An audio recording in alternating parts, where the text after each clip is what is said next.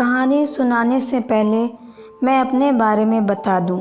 मैं अपने मामा जी के साथ रहता हूं क्योंकि 2 साल पहले मेरी मां की मृत्यु हो गई थी। उन्हें कैंसर था। मामा जी ने अब तक मुझे बिल्कुल अपने बेटे की तरह पाला है। और मेरा एक बेस्ट फ्रेंड है जिसका नाम रोहित है। वो थोड़ा परेशान रहता है क्योंकि उसके पिता को शराब की लत है। अपने पिता की शराब की आदत छुड़ाने के लिए रोहित और उसके पिता की ज़्यादा बनती नहीं, लेकिन उसने कभी इसकी शिकायत नहीं की। रोहित के पिता की शराब की आदत की वजह से रोहित के घर की आर्थिक हालत भी ज़्यादा अच्छी नहीं, लेकिन उसने कभी इसकी शिकायत नहीं की। एक दिन सुबह 8:30 बजे का वक्त था। मैं कॉलेज जाने के लिए तैयार हो रहा था, तभी रोहित का मुझे फ़ोन आया और उसने कहा, ऋषभ, माँ की तबीयत ख़राब हो गई है, जल्दी घर आ जाओ, माँ को हॉस्पिटल लेकर जाना है। ये सुनते ही मैं रोहित के घर की तरफ निकल गया और उसके घर जाकर देखा कि उसके पिता भी वहीं थे। मुझे बहुत बुरा लगा कि एक आदमी अपनी पत्नी की बुरी तबीयत देखते हुए भी मदद नहीं कर रहा। मैंने और रोहित ने आंटी को उठाया और टैक्सी में बिठाया। हम हॉस्पिटल पहुँचे। आंटी के कुछ टेस्ट हुए और डॉक्टर हमारे पास आया।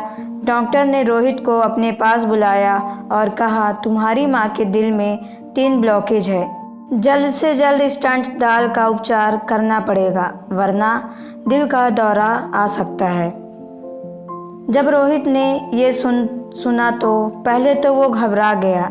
फिर उसने डॉक्टर से पूछा कि इसका खर्चा कितना आएगा, तो डॉक्टर ने करीबन 1 लाख का खर्चा होगा। अब रोहित को ये चिंता थी कि वो 1 लाख कहाँ से लाएगा। मैंने रोहित को शांत किया और बिठाया। मैंने रोहित को कहा कि अपने पिता से बात करे, वो ज़रूर मदद करेंगे।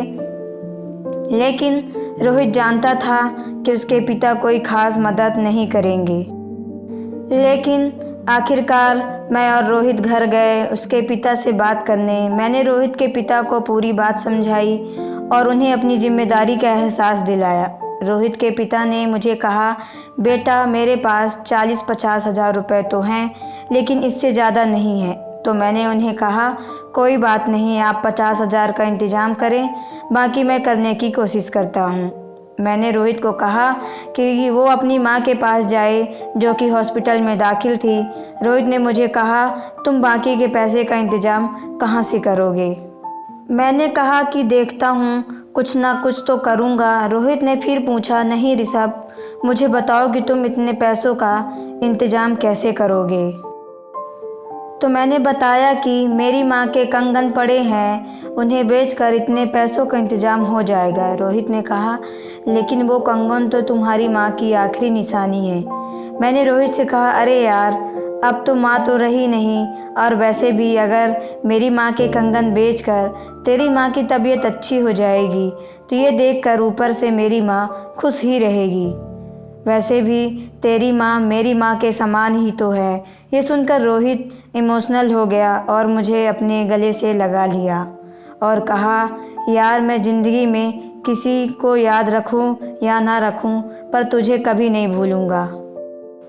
मैं भी इमोशनल सा हो रहा था और रो दिया और उसे फ़ौरन उसकी माँ के पास भेज दिया।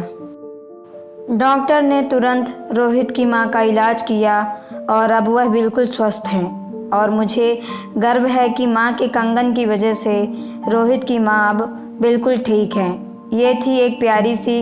दोस्तों, अगर ये कहानी आपको अच्छी लगी तो कमेंट में ज़रूर बताएं। अगर आप मेरे चैनल पर नए हो तो चैनल को सब्सक्राइब करके बेल आइकन को प्रेस कर लें ताकि आने वाली मेरी सभी वीडियो आप तक पहले पहुँचे। चलिए मिलते हैं नेक्स्ट वीडियो पे। Okay, bye, take care.